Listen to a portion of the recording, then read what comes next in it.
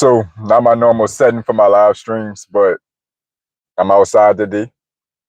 Couldn't make it home at a decent time, and the show must go on. This live stream is going to be dedicated to how we could revitalize and reinvigorate our community in probably a generation or less if we were to focus on this one major avenue that can solve or at least have a large contribution to resolving a lot of the issues keeping us from revitalizing and reinvigorating our community. And that's going to be tapping into our local banks. I want you to stay focused on this live stream. I cover this topic in different variations a few different times. This is going to be coming from a different angle because what I want to go over in this live stream is going to be how do we get any bank really, but especially local banks, to be incentivized to tap into our community, to tap into our households, and do so without having to beg, without having to protest, without having to scream. How do we actually work the system in a way that it was designed to be operated in? That's what this live stream is going to be diving into. So for those of you who may be new by chance, I am a banker by trade. I'm not a community banker per se, somewhat, but I'm a retail banker, business banker, private client banker. Basically, I work with consumers and small businesses. I have a mortgage originator's license. I have a life insurance license, a FINRA investment license, and again, small business certified. So I am in the banking and finance space. And I'm giving this information as a professional, and I'm giving this as somebody who's tapped into local banks, working with them in their community, like in various settings. And when I'm out in a community, right? So I'm connecting with the local banks. Sometimes we end up doing joint events together. We're not always competing in that direct sense. Sometimes we are navigating, working with the community as one and providing different solutions and options that only each of our institutions can provide. So there are scenarios where, myself, other colleagues of mine, other financial institutions are all in one place serving the same group of people or giving education to the same group of people. So this is going to be coming from an angle of somebody who has pretty intimate knowledge as a banker, but also working with community banks and knowing what they do, knowing how they can assist, as well, again, as larger financial institutions like the one I work for that have serious community engagement projects going on and investment going on. So it's going to be given a blueprint on how, as a community, we can tap into these things, because you can have so much more political leverage as a community. You can have more like financial leverage. You can heal your community psychologically, emotionally. There's so many different resources. There's so many different problems that can be solved if we fix the financial problem. We can come at it a whole bunch of ways, but you can fix a lot of things if you can really smooth over and get a good grip on the financial problems. Everybody coming into the live stream, make sure y'all leave a like. Let me know y'all in the building in the chat. Tom, how you doing, man? Good to see you. Good to see you. Oh, that's an interesting question, Amber. So, but RIP to him in all seriousness. RIP to him. Definitely wouldn't have wanted to see that outcome for anybody under those circumstances. But anyway, so how do we start? Let's start with the persistent issues that exist predominantly in the Black community. This is going to be very valuable information for anybody from pretty much any community that is considered economically deprived. But we're going to, again, tackle this more from the Black community, the brown community, and we're going to talk about some of the more prominent issues that exist, that persist as of 2025 right now. So some of the issues that still exist are overall going to be the racial wealth gap. And that's not coming from a gaslighting angle of trying to take anything from any other group of people. There's enough economic activity, enough money flowing around for everybody to be doing relatively well in this country. That's just the facts. So we're talking about, unequal wealth growth. We have persistent disparities. We have disparities in income. We have huge disparities in housing and home ownership. Debt and lack of capital at the same time. So debt burden, but still lack access to capital, which is a crazy paradox, but it does exist. Unemployment and income inequality, lack of financial resilience, insecurity, and these issues are interconnected. So these financial issues are deeply interconnected and create a cycle of inequality. The wealth gap makes it hard to afford education or a home without taking on debt, which in turn makes it harder to qualify for home ownership and build equity. Lower levels of generational wealth also leave Black families more vulnerable to economic shocks such as rising unemployment, inflation, interest rate changes, recessions. The list goes on. So these are persistent issues that are standing strong at this point in time. So thank you, Tom. So at the end of the day, this is a persistent issue that's going on predominantly in the Black community, the brown community, and honestly pockets of all communities, but less so for some. When we start talking about community bankers, the first thing I want to identify is community bankers are going to be, generally speaking, really could be any retail banker, aka bankers working out of branches. And that can be anywhere from your, the bankers and tellers that are working a window, your specialized bankers that are going to be like your relationship bankers, etc. It could be your private client bankers or private wealth bankers. It could be relationship managers. So we're kind of broad stroking, who we're talking about when we're talking about bankers. But this one, we're going to really kind of be leaning in on those who come from localized financial institutions, which technically pushes me out of the fray, but I'm going to keep myself in because I do a lot of work in my community on my own time as a banker. But that having been said, we're really kind of focusing on bankers coming from local financial institutions because the recycling portion that we're focusing on, it works better and is more efficient, and you can hold more accountable with local institutions than you can with super regional and national institutions, just being honest. So community bankers provide essential value by offering personalized services, reinvesting local deposits back into the community through loans for businesses and mortgages, and fostering local economic growth. Their close connection to their customers allows them to create tailored financial solutions and credit decisions based on local knowledge, which helps residents and businesses thrive. So let's break that down for a second before we go into the weeds. That in itself tells you the value of localized financial institutions. And the goal of this live stream, again, is to figure out how, as households and overall as communities, how do we build a system that will allow us to leverage what these banks are really here to do, what they're supposed to be doing. And they don't always get to do, which means they end up having to work with those who are less in need community-wise in order to stay afloat and to continue to be profitable, meaning that they're working more with wealthier clients and bigger businesses, etc.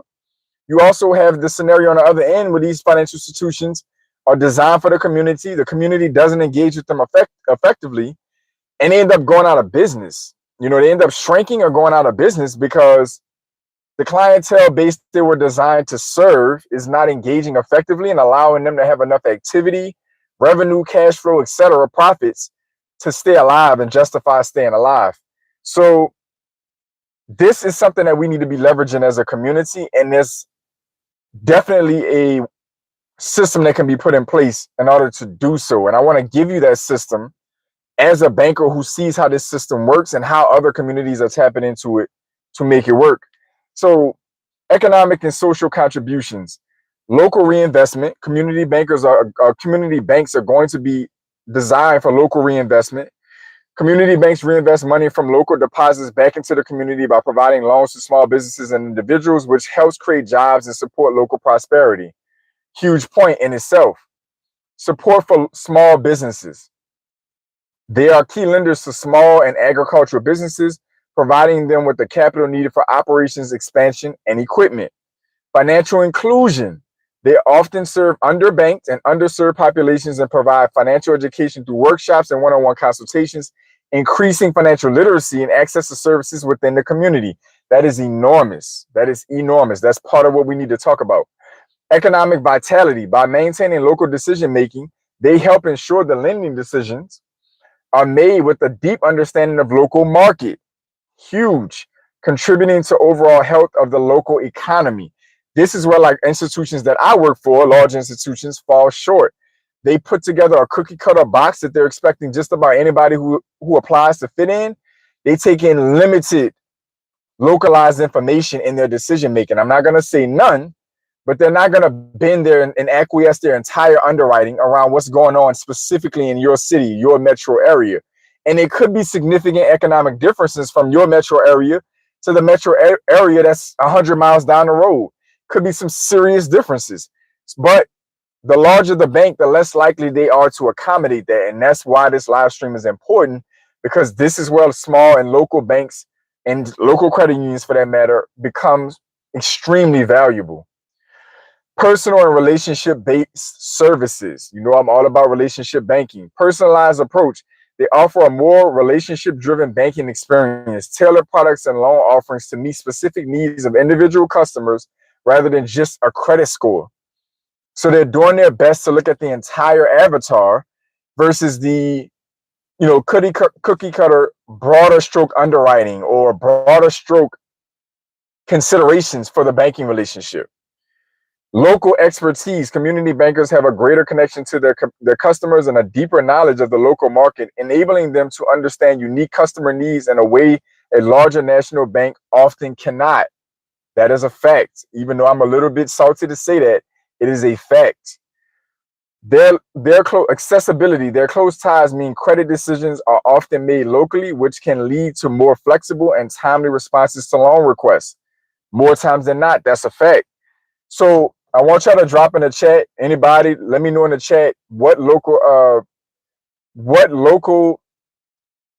banks do you currently operate with in your given city? As we dive into this, what local banks do you operate with in your city locally?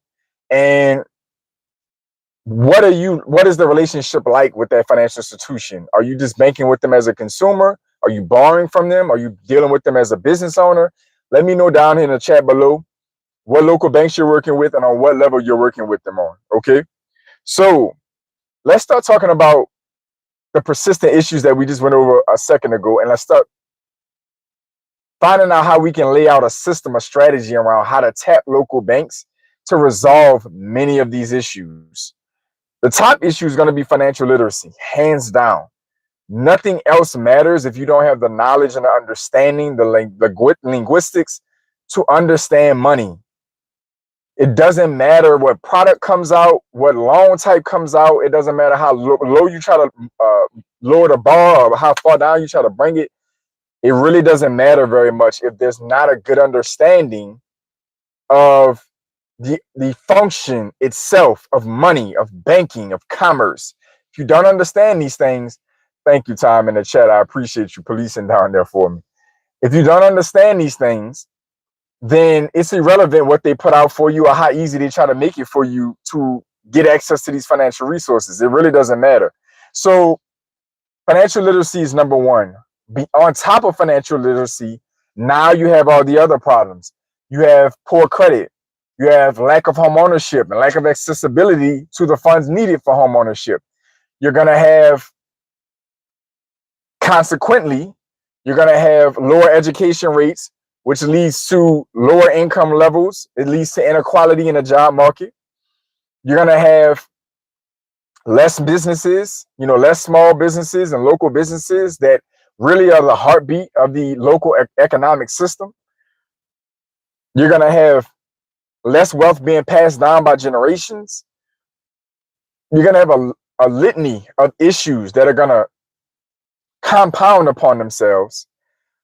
And we need to figure out how to plug in the value of localized financial institutions to these problems. Localized financial institutions need you thriving in order to survive themselves. That is important to understand, so that what we need to do is bridge the financial resources needed by the community and the financial resources this financial institution has to offer, or these several financial institutions have to offer to the community, so the community could be more prosperous, leading to those financial institutions being more prosperous. Does that connection make sense so far? Thank y'all for leaving y'all likes coming in the building. Does that make sense so far? Y'all let me know in the chat. If you're watching the replay, let me know in the comment section. Are we making a good connection so far on how these two sides can come together? Because there's a lot of distrust in the financial system. That's one of the biggest problems with the financial system, or with us with the financial system, is the level of distrust. We are very, very, very skittish. I see it every day as a banker, how people walk in the door. that aren't financially literate, generally speaking, that haven't been exposed to financial institutions and healthy relationships to them. They walk in the door with anxiety. I literally see people walk in the door of the bank with anxiety. It could be to just cash a check. It could be to just deposit money. It could be to open an account. Whatever the case may be, whatever financial need that they have that brought them in, I see the anxiety when people walk in the door. Literal, real anxiety when they walk in the door. So all things being fair, that means we have to figure out, okay, well, we have distrust in the community side and lack of engagement on the financial institution side. How do we start to plug that? And the number one way that I've learned as a banker in recent years, especially since COVID, community events work. They work really well. And I will be the first to admit financial institutions suck at making them appealing. They suck at it. But I'll be honest with you, they work really well for the people who are reached by the opportunities these community events can bring when banks launch them. When banks launch these opportunities and the community does engage, there's a lot of value exchange without accounts being open and products being pushed. Just through conversations, dialogue, and the distribution of education and the opportunity for those in the community to ask questions. There's so many barriers broken down. And I've seen this for several years right now as a banker who took it upon himself. When I got to the local branch that I'm at now, it's in the heart of my city. And I took it upon myself to force community events at my branch and force my branch to allow us to engage in community events outside of it. I take single-handed credit for that. And I will continue to do so because I know prior to that point in time, there was one community branch in the city that was doing the events and would have a few, colleagues at the bank and specialists go out to a few events here and there. I am the one banker out of my entire community, and that includes the metro area that I know of, that has actually brought community events that didn't exist to our branch and took those same community event concepts and connected them outside of our financial institution, meaning we went out into the community and we still go out. I've also been the only one to get my business clients actual sponsorship support from my financial institution. That's how powerful these relationships can be. I've actually been the banker who has business clients and they come in to establish relationships and I get to talking to them and finding out what they're doing. And I'm like, damn, that's actually dope. I think we might be able to help you. Let me get you connected with the proper resources. So now I have business clients running around with a national bank's logo.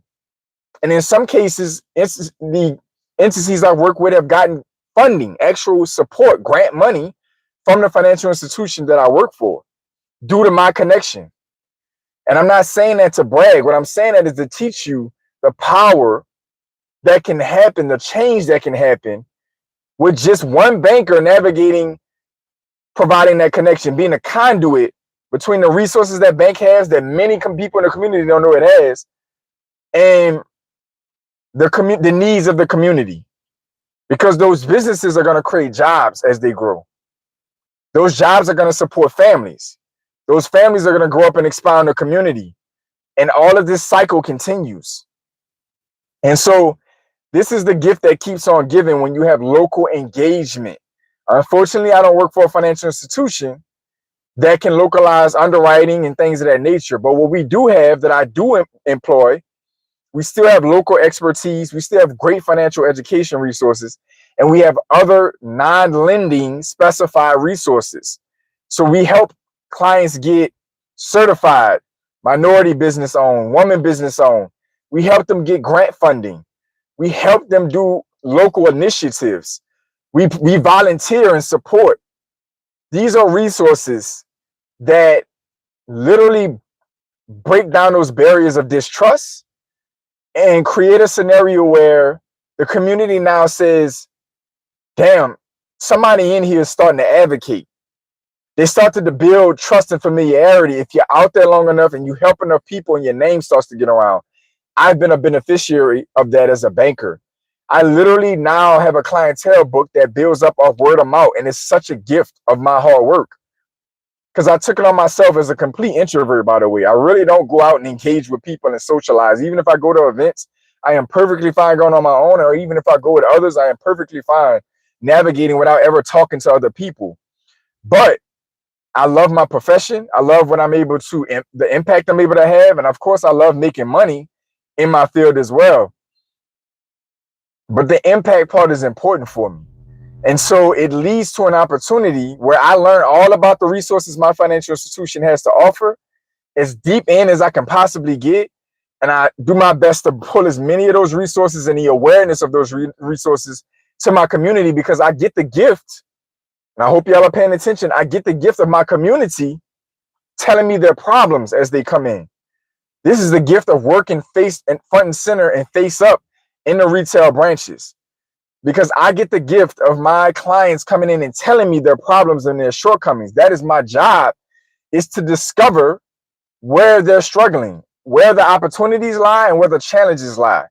That is my job, basically, is to find that information out and to provide solutions. Discover the needs, discover the opportunities, and plug solutions. Problem solving.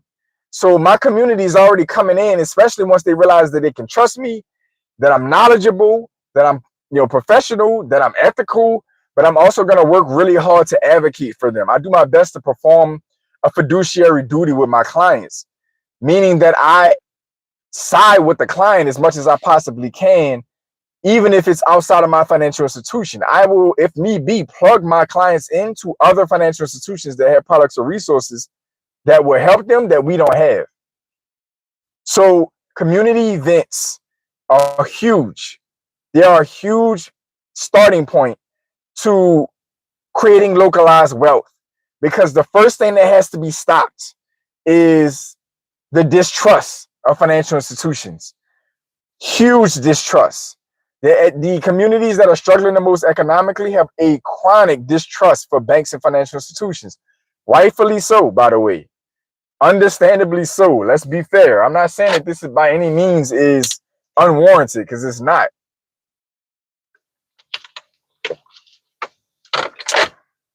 But it is stopping a lot of progress. That's the reality. It's stopping a lot of progress. And so community events are the first step that have to happen. Those community events run into the next step, which is going to be financial literacy. That community engagement, especially when it's concentrated, when it's consistent, you get financial literacy out of it, financial education. Because in order to learn about the resources and the products that a bank offers, you have to first get your problems out there. You have to first get your challenges out there. That's the first thing you have to do. But then you have to start learning what solutions are out there once the bank starts to present them. You have to start to develop an understanding through financial literacy. I have credit challenges. Okay, well, we have this product or service around credit development or credit repair or credit restoration. That forces you to have to learn more about that process. We have a chronic deficit of home ownership. We've been generational renters. Shout out to y'all leaving y'all likes in the building. Let me know y'all in the building, in the chat as well. Let me know y'all in the building. We have, chronic, we have generations of renters, and somebody wants to break that spell and actually own a home. Terrific.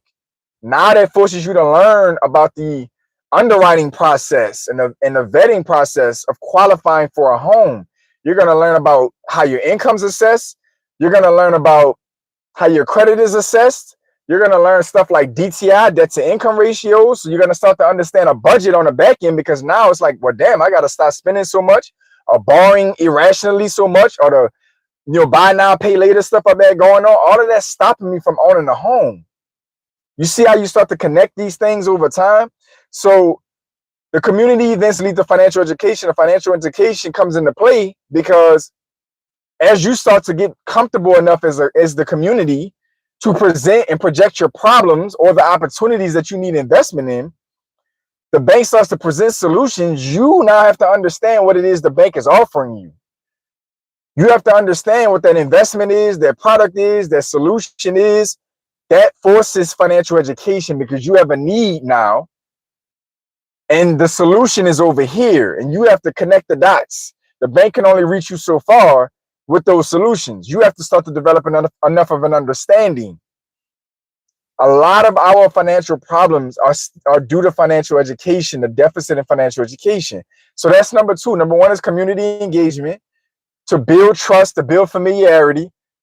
Then you start to get your problems out there, your challenges, your opportunities. The banks are like, okay, we can solve that. That's great because solving your problem grows our books, generally speaking. A lot of people have a misconception that banks profit when you're poor. I don't listen, nothing could be further from the truth. Yes, banks can gouge you when you're poor with fees and expenses and interest rates, but that's with the risk. That's a risk premium. I'm not saying it's always justified or okay. Credit Cousin, shout out for being in the building. I see you, my God. Thank you for spending a few minutes. But banks really make money when you have wealth. I promise you, banks make so much money off wealthier people, growing with wealthier people and businesses than poor people. I'm telling you, I'm in it. I'm telling you, if the bank is forced by regulation to serve poor people, to serve the working class and the lower class. They're forced through regulation. Banks would be dealing with damn near middle class and up only if it was up to a lot of them. I'm telling you, I know the regulations. I have to study them all the time. Community Reinvestment Act. Where do you think that stuff comes from? So don't get this confusion in your mind that banks don't want to help. You know, they need you to do better. They need you to have job stability. Why do you think banks ask for direct deposits all the time? Job stability and correlates to products and services. If you don't have job stability, if you don't have income coming in, that means you're not really spending. If you're not really spending, then you're not also accessing credit. If you're not accessing credit, how the hell is the bank gonna make money? You don't have any money coming into your accounts. You can't save. You don't spend, so credit cards are out of the window. You don't spend on any large scale, and then you double down on top of that. You can't borrow. So the money, the profit, the money the bank can make, interchange fees, interest off loans, deposits on the books, you can't serve any of them. So many of us have to break this spell that financial institutions want to see you poor. It's ridiculous. It's not true. It's not true. If anything, the opposite is the case. The gap and the deficit and the distrust is because a lot of banks don't naturally want to serve poor underclass people because it's too hard to make money from them and there's too much risk involved. That's why the government has to come in and back it up and guarantee it. FHA loans, SBA loans, the things that make these things, home ownership and business funding, more accessible to many of us, the government has to back it because banks are like, it's too much risk. I'm not interested. Me kidding in some of these comments, y'all starting to come alive out here. Credit Cousin, my God, what's up? If someone can own a home, then that someone can own a duplex, and by renting out to the other side can get to rent to pay for their home. Sorry if off topic. No, you're spot on, Tom. We're talking about this a little bit more. How do we get to the capital and the resources needed to own that multifamily property? But this is the outcome of it. So you right on time.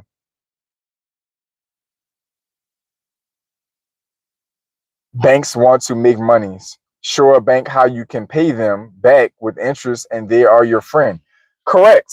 Show them through relationship banking. What's the sequence to relationship banking? And I'm going to get to the rest of the steps for the community development. But establishing deposit relationship.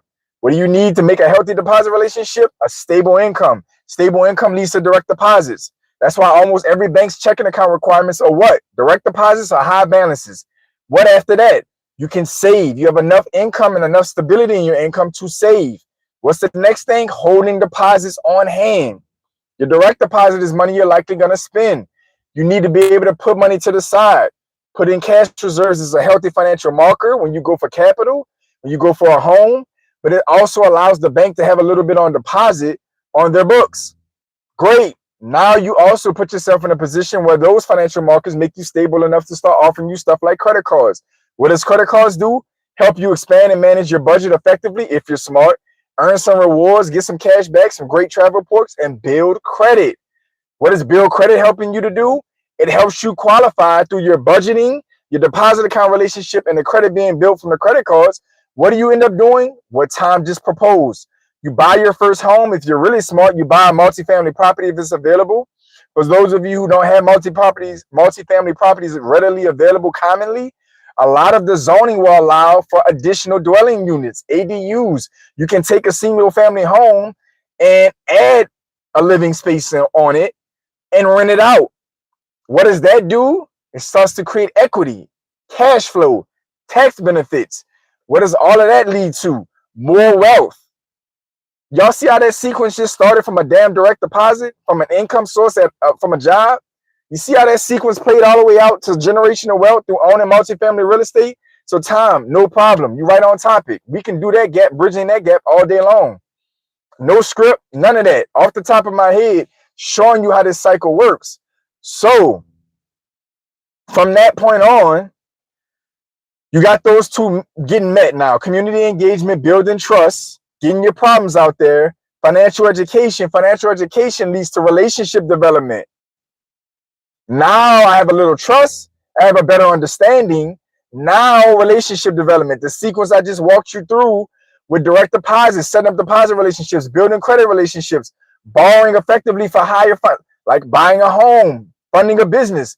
All of this is relationship development. You take it a step at a time. Don't get too big for your britches, and develop it based on your financial prowess and positioning at that time. It's okay if you don't have a ton of money, a ton of savings, or the best credit in the world. Manage your bank accounts really well. Learn to leverage to use a couple credit cards. Take a loan here and there and pay it back off. Develop these smaller tools and work your way up to that first home loan. Work your way up to that first business loan. What you got, Tom? The potential rental income can get a home buyer qualified to purchase a duplex where they wouldn't qualify for the same amount on a single family home. Time is absolutely spot on, and I'm about to just turn the live stream over to Tom. You getting a multifamily property, or those of you who are not catching up with zoning and the demand for real estate right now and the housing shortage, additional dwelling units can typically use on most loans the rental income to qualify for more home. How does that work really quickly since Tom brought it up? Relationship banking again. You qualify for $200,000 on your own based on your income, your credit, your debt to income ratio, and etc. Right? Let's just keep that number in place. Now you decide, I'm going to buy a 2 to 4 unit property. Every single additional unit on conventional or FHA or VA, whatever the case may be, can be the rental potential. Even if the property's already rented, that's great because there's already leases in place. But if not, many times you can use what's called projected rental income based on the market rates of rent. 75% on average of that rent can go towards your affordability. So if your income was $50,000 and that qualified you for a $200,000 home, for the sake of this example, what Tom has just brought up is, let's just say that multifamily property I have can get a $1,250 a month rent bringing in, and 75% of that is $1,000 for an even number. That $1,000 a month or $12,000 a year goes on top of my $50,000. Now it looks like I have $62,000 in income towards my home affordability. So I just went from a $200,000 house to being able to buy a $250,000 or $60,000 house. That's what Tom is talking about. If I'm priced out of a neighborhood that has a handful of single families, but I want to be in that general area, I find a multifamily or add a dwelling unit, and the rental income can get me in a neighborhood that I normally couldn't afford to be in. That's the kind of opportunities that are out there when you start to leverage relationships and you increase and enhance your financial education. Because Tom, yes, that is a great point you're bringing up. That's a fact. So that's my 3 so far. Community engagement, going to community events, bank offer, utilizing the community investment resources that they have, the financial education, etc. Build trust, financial education development, relationships can now be made, because once you cross over this threshold, you start to find out ways this bank can help you. Now you want to bank there. Now you might want to switch banks because the bank you've been at all your life hasn't offered you a damn thing. They won't offer you a stick of bubble gum and you've been banking there for 20 years. Now you got a bank that's like, listen, you've been telling me that you've been wanting to start this business, or you've already got a business off the ground and you've been needing capital. We have a specific loan program for such and such, yada, yada. We have a specific grant program for such and such, yada, yada. We help you get certified as a minority business, as a woman-owned business, as a Hispanic-owned business, as a Black-owned business. That gets you qualified for such and such credit funding. That gets you qualified for grant funding and grant injections. This gets you the resources you need to capitalize your business. We have a home or first-time home buyers program specifically for this area, specifically for this neighborhood that you talked about you wanted to get into. We have grant programs. We have closing cost assistance. That's how these things work. Trust is built. Education is developed and expanded. It gets to a point where you understand this bank can actually help me. Now I'm going to start a relationship. Once the relationship is started, once that foundation is laid, then now we can start getting into real wealth development. Now we can start to put together leverage to get things done in our community. Because if we go as a block, if enough of us go and develop these relationships with these banks locally and develop a fruitful relationship, so now the banks are willing to back you in any way they realistically can. So when you decide you want to redevelop a whole neighborhood that has a bunch of blighted houses, you decide you guys want to start a small association and develop a community park, these things can be done through your bank. Why? Because it reduces crime. What? And increases property values. What? Leads right back to wealth. Kids have more to do. Jobs are being created because businesses are being capitalized, and those businesses are hiring local talent and local labor. Wow, insane how that works. Those are your pillars. These banks will take those same profits and a lot of that money and run it right back through your community. They're going to run a lot of it right back. They're going to open more branches. They're going to hire more people locally in the community, fund more businesses, come out with more grant programs. And the cycle just expands. As your community grows and becomes wealthier as a community, you are being more profitable to that financial institution. So you being more profitable to that financial institution, they continue to reinvest.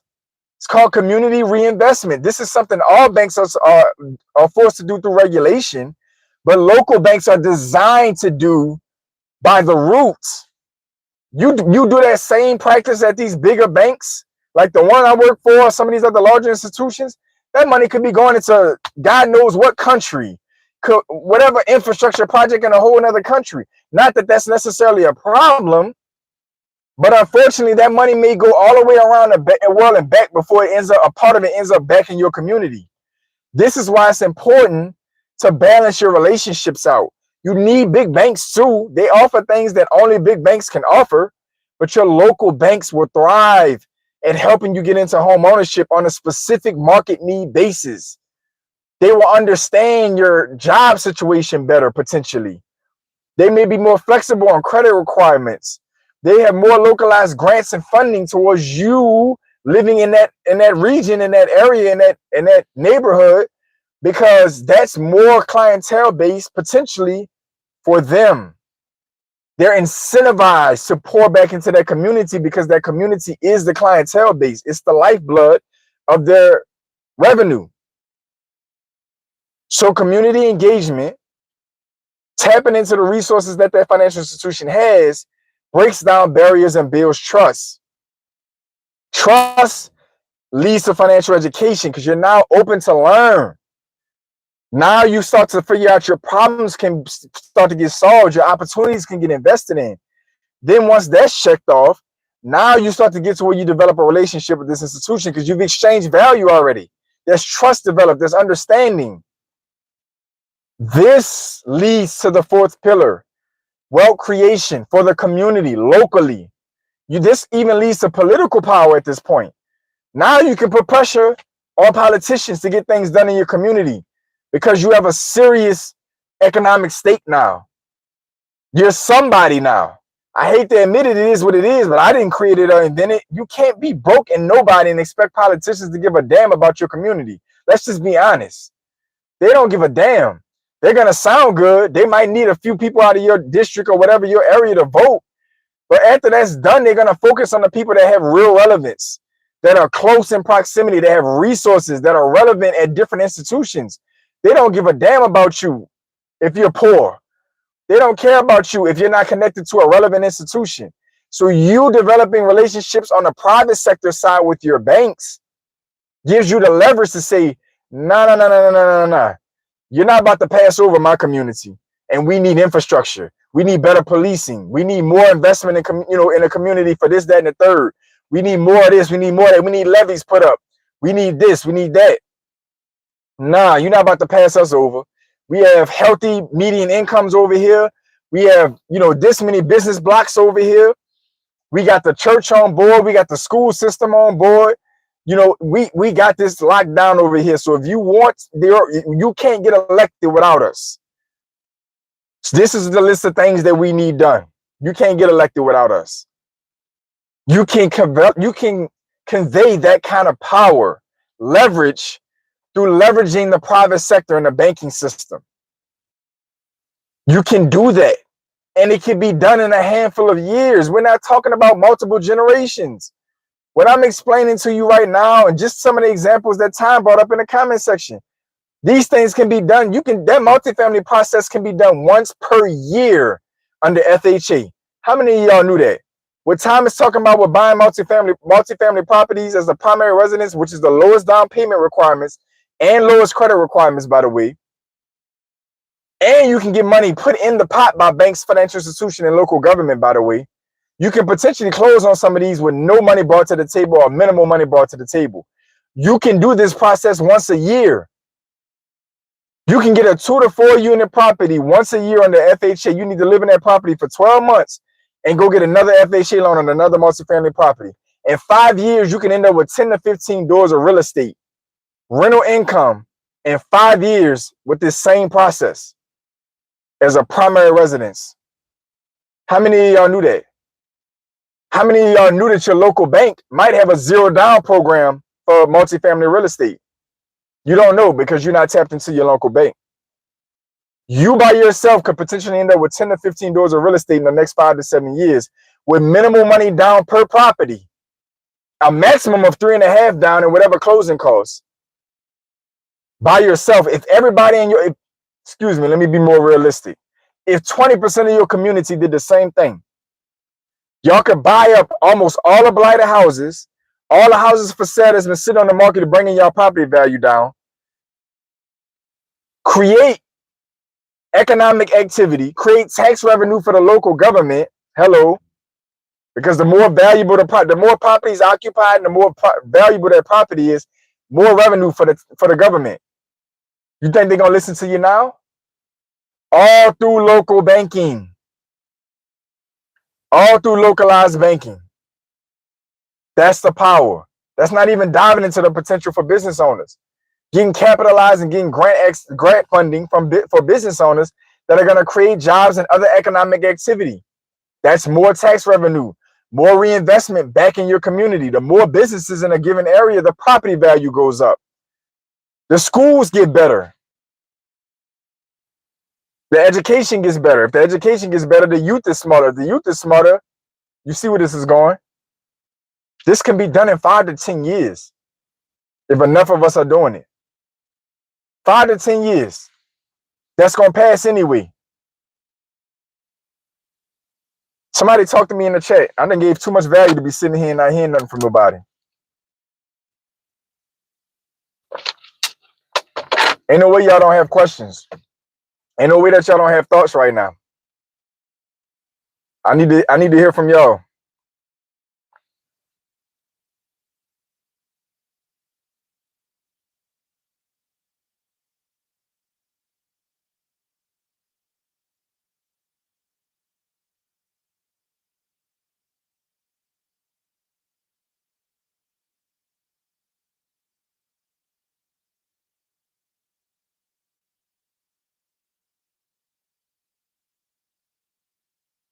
Where y'all at?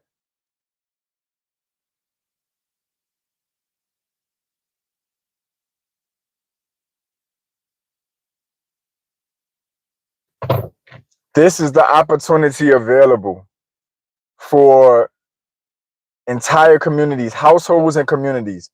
We talk about moving the needle with wealth as an entire diaspora and all this other stuff. That's difficult to do when the individual pieces aren't strong. I've said multiple times and time again, particularly in the Black community, we have a ton of individual success.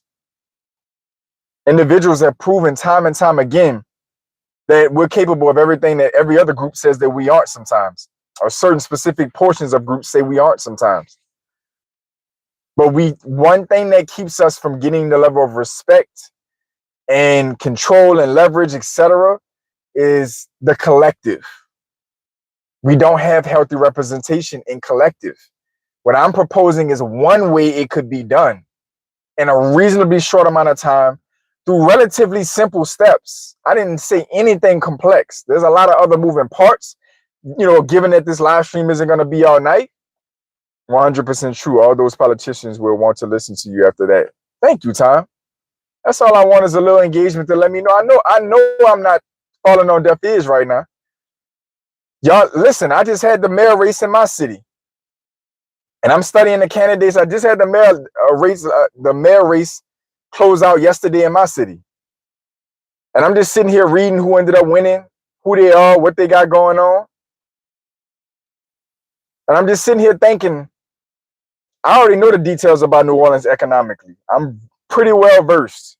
And I know the problems and the challenges.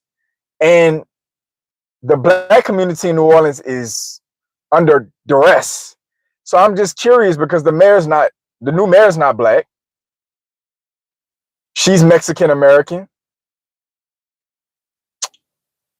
So we're going to see how much leverage the disparity in America between said group and Black America is significant in New Orleans. Just as an example, in my city, we have some of the highest startup business rates in the country in New Orleans. But we also have some of the highest poverty rates at over 22% in New Orleans, with Black America making up most of that. That's infrastructure issues. You can't chronically do that for years by accident. You can't. That's being overlooked and underserved by your politicians and the private sector. Don't nobody give a damn. Because nobody cares about nobody or anybody who isn't relevant. You have to be somebody. I have a whole other live stream I'm about to do on that in the next coming weeks. It matters who you are. Somebody has to be important. And for those of us that aren't the chosen ones in our communities, you need to start getting behind the people who are, goddammit, and stop fighting about this. Stop fighting about it. Why is it a problem that this person over here has so much potential and is doing so great and you're not? Clearly, after a while, you have to understand this person is better than you. Great. If they're in my community, the best thing I can do is support them and hope that they bring it back. We don't have any superheroes in our communities because we run them off. So those of us that do lead our community, lead our households first, and then lead our communities, we need to be the ones trying to take the lead in solving these problems and bring our household. Hopefully our household will bring portions of our community. And if enough of us hit our households, use the banking system for interest, as I just laid out ever so eloquently on this live stream, imagine the wealth you're going to build personally, but imagine the impact you're going to have on your community in the process. Because somebody's going to come do it. My city got hit with gentrification like a Mack truck after Katrina in the last 10 to 15 years. Somebody's going to come buy those blighted houses if you don't. That section of the city that's abandoned, it won't be abandoned for long. It's not going to stay that way because the opportunity is there. It's undervalued and the economic activity is needed. So the incentive is going to be there. The money can be made. So the longer we sit on our hands and wait for outside forces to come and do something about it, they're going to come, all right. They're going to come. They're going to come and they're not even going to be part of your community. They're going to make a big ass profit across the country. Remote investing is at an all-time high. People are investing and buying properties all across the country from other parts of the country and systematizing it.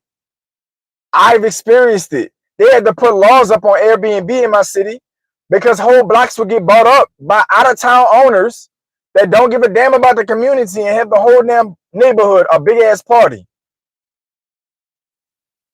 They had to put laws up, which stifles the economic activity to some degree. And of course, there was lobbying from hotels that played into that. But at the end of the day, my point is, how much different does that picture look if we in our own communities take advantage of it and take control of these things? What if we're the ones running the Airbnbs on the block and running the rentals? What if now we have skin in the game? And then you can take that well-packaged private sector product, because just for the record, the public side only respects money and power. I don't know. They don't respect nothing but that iron. They don't respect nothing but force.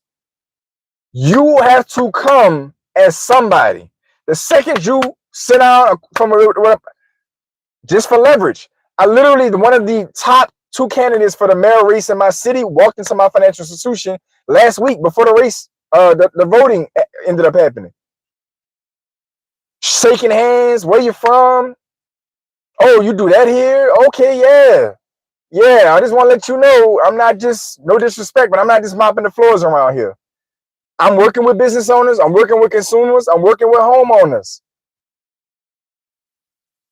What you got going on? What's your plans? You talking about asking for my vote? What you got going on that you plan on doing differently that hasn't been happening the last 8 years or whatever the case has been?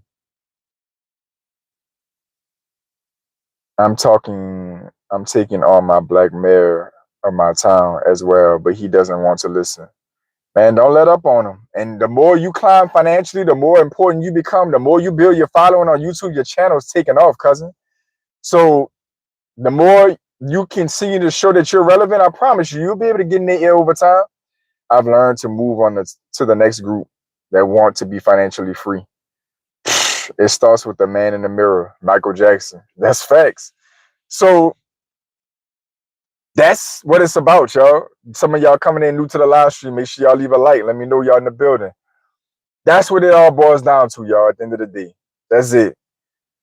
We have to learn how to find a way around the barriers that exist, that are there. We know they're there. We know there's challenges and barriers. We know it's not the same access and opportunities. But what I am telling you is somebody embedded in the financial system and in the banking system, I promise you that it can be done.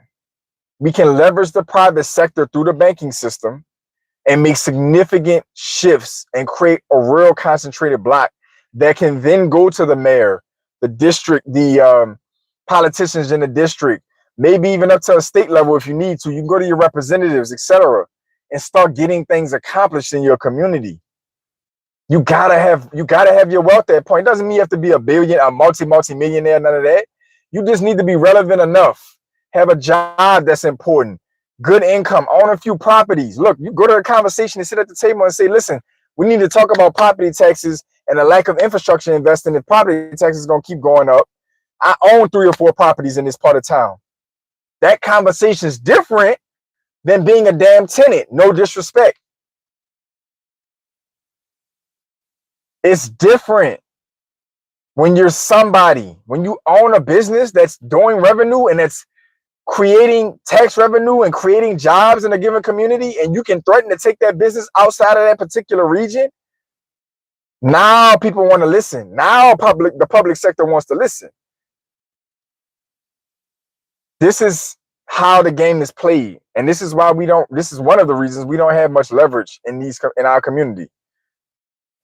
We're too busy trying to scream, protest, shout, block roads, knock stuff over. No wealth, no important positioning, no clout, if you will, whatever word you want to use. No proximity. We're not connected directly to nobody that we can hold accountable because we that close to them. You have to develop leverage, and that's done through finances, through banking, through money, through business, through commerce. Once you're somebody in that arena, you can walk into a politician's office or affect their voting outcome. You can put pressure on the public sector with private sector leverage. So any final thoughts before I wrap this up?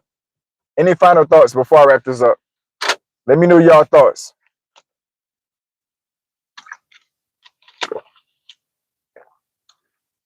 Y'all gonna have to forgive the lighting on this one. I couldn't make it home at a decent time. I had to continue the scheduled programming. So I'm literally filming this downtown in my car, literally. So y'all have to forgive the lighting. What are y'all final thoughts? What are some of y'all doing right now? Credit Cousin, you mentioned that you're working with the mayor, poking at the mayor. Tom, who are you banking with locally? Some of y'all, like, let me know what y'all got going on before we get up out of here. Make sure y'all leave a like for some of y'all that are in the backdrop back here that are supporting. Make sure y'all leave a like. Thank you, Credit Cousin. Most definitely. You know that I'm not letting up. You know that. You know that.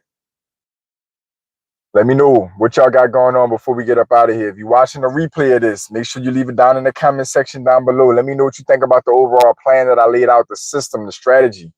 Let me know your thoughts. Let me know how you're leveraging your local banks to enhance your wealth and your household wealth, and maybe even your community. Let me know down below. Let me know. For those of you who are curious to tie in with me, I am also on Instagram. Links in the description below. If you're curious about working one-to-one with me for more personalized advice and guidance, links down below. You can also comment down below as well. I bank with 2 local and regional banks. Good.